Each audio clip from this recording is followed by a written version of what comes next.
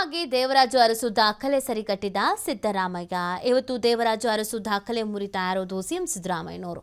2793 ದಿನಗಳ ಕಾಲ ಅರಸುರ ಸುದೀರ್ಘ ಅವಧಿ ನಿನ್ನೆಗೆ ಸರಿಗಟ್ಟಿರುವಂಥದ್ದು ಸಿಎಂ. ಅತಿ ಹೆಚ್ಚು ದಿನ ಅಧಿಕಾರ ನಡೆಸಿದ ಇತಿಹಾಸದ ಪುಟ ಸೇರ್ತಾ ಇದ್ದಾರೆ ಸಿಎಂ.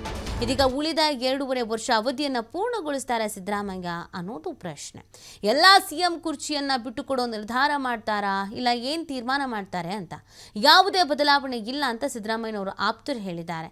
ಎಸಿಸಿ ನಾಯಕ ರಾಹುಲ್ ಗಾಂಧಿ ನಿರ್ಧಾರದ ಮೇಲೆ ಮುಂದಿನ ನಡೆ ಇದೆ. ನಿನ್ನೆ ಇದಕ್ಕೆ ಒಂದು ಪ್ರತಿಕ್ರಿಯೆ ಕೂಡ ಕೊಟ್ಟರು ಸಿಎಂ.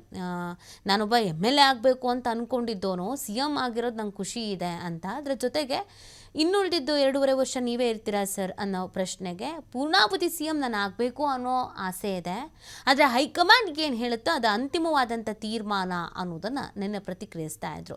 ಈಗ ಎಲ್ರಿಗೂ ಇರೋ ಪ್ರಶ್ನೆ ಅದೇ, ಯಾಕಂದರೆ ಸಿಎಂ ಚೇಂಜ್ ಆಗ್ತಾರೆ, ಬೇರೆಯವರು ಅಧಿಕಾರ ವಹಿಸ್ಕೊತಾರೆ, ಮಾತುಕತೆ ಆಗಿತ್ತಂತೆ, ಒಪ್ಪಂದ ಆಗಿತ್ತಂತೆ, ಅಂತೆ ಕಂತೆಗಳ ನಡುವೆ ಈ ಒಂದು ದಾಖಲೆಯನ್ನು ಸಿಎಂ ಸಿದ್ದರಾಮಯ್ಯನವರು ಮಾಡ್ತಾ ಇರೋದು.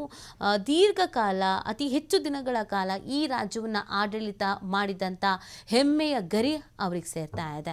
ಹೀಗಿರಬೇಕಾದ್ರೆ ಸಿಎಂ ಬದಲಾಗ್ತಾರಾ ಅಥವಾ 2.5 ವರ್ಷ ಕಂಪ್ಲೀಟ್ ಮಾಡ್ತಾರಾ? ಈ ಪ್ರಶ್ನೆಗೆ ಎಲ್ಲರೂ ಉತ್ತರ ಹುಡುಕ್ತಾ ಇದ್ದಾರೆ. ಅವರ ಆಪ್ತರು ಇಲ್ವೇ ಇಲ್ಲ, ಬಿಲ್ಕುಲ್ ಆ ಥರ ಚೇಂಜಸ್ಸೇ ಇಲ್ಲ, 2.5 ವರ್ಷ ಸಿದ್ದರಾಮಯ್ಯನವರೇ ಇರ್ತಾರೆ ಅಂತ ಹೇಳಿದ್ರು. ಇನ್ನು ಕೆಲವರು ರಾಹುಲ್ ಗಾಂಧಿಯ ನಿರ್ಧಾರದ ಮೇಲೆ ಎಲ್ಲವೂ ನಿಂತಿದೆ, ಗೊತ್ತಿಲ್ಲ, ಏನು ಬೇಕಾದರೂ ಬೆಳವಣಿಗೆಗಳು ಆಗಬಹುದು ಅನ್ನೋದನ್ನು ಹೇಳ್ತಾ ಇದ್ದಾರೆ.